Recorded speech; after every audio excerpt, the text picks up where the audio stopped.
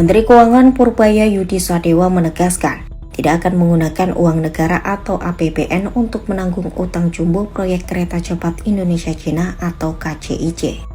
Proyek kereta cepat Jakarta-Bandung atau KCJB yang saat ini ditangani oleh BUMN lewat Super Holding Danantara tengah disorot karena beban utangnya sudah menembus 116 triliun rupiah. Selanjutnya, Purbaya menyatakan utang proyek tersebut bukanlah tanggung jawab pemerintah, melainkan sepenuhnya menjadi urusan BUMN yang terlibat di dalamnya. Dalam sambutan virtual di acara Media Gathering APBN 2026 di Bogor Jumat 10 Oktober 2025, Purbaya mengungkapkan hingga kini pihaknya belum menerima permintaan resmi dari Danantara untuk menggunakan dana negara. Namun ia mengingatkan sejak Super Holding tersebut dibentuk, seluruh dividen BUMN sudah menjadi milik Danantara dan tidak lagi masuk ke dalam penerimaan negara bukan pajak atau PNBP. Purbaya menyebut nilai dividen tersebut mencapai sekitar 80 triliun rupiah per tahun. Karena itu menurutnya Danantara harus mampu mengelola sendiri proyek dan resiko keuangannya tanpa mengandalkan APBN. Kalau dibuat Danantara kan mereka udah punya manajemen sendiri, udah punya dividen sendiri yang rata-rata setahun bisa 80 triliun atau lebih. Harusnya mereka manage dari situ, jangan ke kita lagi. Karena kan kalau enggak ya semuanya ke kita lagi, termasuk dividennya. Jadi ini kan mau dipisahin swasta sama government.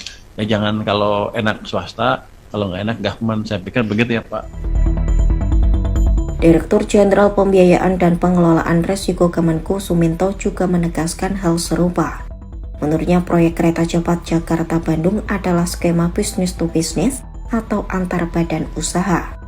Pembiayaan proyek KCJB sendiri berasal dari ekuitas konsorsium dan pinjaman dari China Development Bank atau CDB tanpa campur tangan langsung pemerintah. Sementara itu, Chief Operating Officer Danantara Doni Oskaria menjelaskan pihaknya sedang mempertimbangkan dua opsi untuk menangani tingginya beban utang KCIC.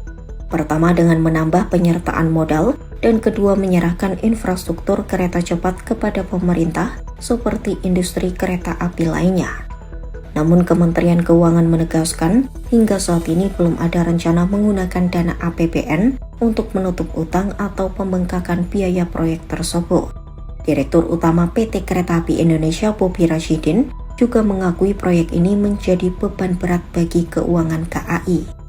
Dalam rapat dengar pendapat di DPR, Bobi menyebut KAI akan berkoordinasi dengan Danantara untuk mencari solusi.